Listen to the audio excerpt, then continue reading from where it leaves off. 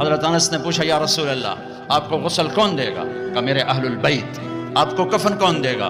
کہ میرے اہل البیت۔ آپ کو قبر میں کون اتارے گا؟ کہ میرے اہل البیت۔ آپ کا جنازہ کون پڑھے گا؟ تو آپ کی آنکھوں میں آنسو آ گئے۔ آپ نے فرمایا جب مجھے غسل دے دو، کفن پہنا دو، تو سب باہر چلے جانا، سب سے پہلے میرا اللہ اپنی رحمتیں مجھ پہ نازل فرمائے گا۔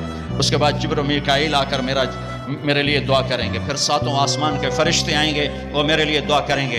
ہمارے نبی کا جنازہ ایسے نہیں ہوا کہ امام اور مقتدی، اور پھر اس کے بعد میرے اہل البیت کے مرد آئیں گے اور وہ میرے لیے کھڑے ہو کر دعا کریں گے، پھر وہ چلے جائیں گے، ان کی عورتیں آئیں گی، پھر وہ چلی جائیں گے، ان کے بچے آئیں گے، پھر وہ چلے جائیں گے، ان کے غلام آئیں گے، اس کے بعد مہاجرین آئیں گے، وہ میرے لیے دعا کریں گے، پھر وہ چلے جائیں گے، ان کی عورتیں آئیں گی، پھر اس کے بعد ان کے بچے آئیں گے، اس کے بعد ان کے غلام آئیں گے، پھر انصار آئیں گے، وہ میرے لیے دعا کریں گے، پھر ان کے بعد ان کی عورتیں آئیں گی، پھر ان کے بچے آئیں گے، پھر ان کے غلام آئیں گے، پھر مجھے میرے اللہ کے سپرد کر دینا۔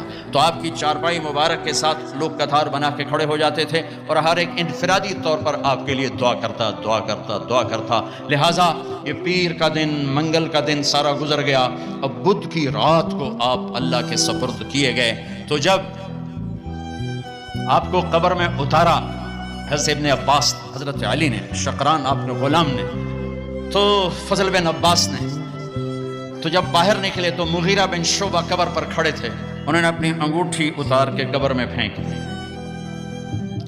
حضرت علی سے کہنے لگے علی میری انگوٹھی گر گئی ہے، نکال لو انگوٹھی، نکال لو۔ انہوں نے کہا ہاں ابھی تو قبر بند نہیں کی، نکال لو، انگوٹھی تو خود گرائی تھی۔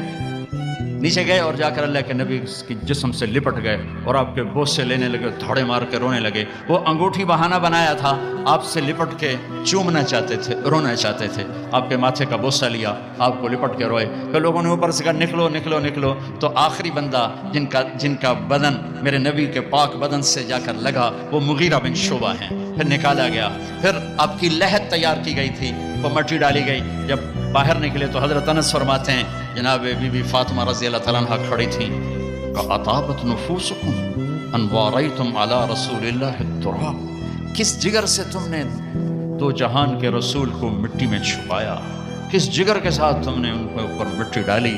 ہاں یہی اللہ کا قانون ہے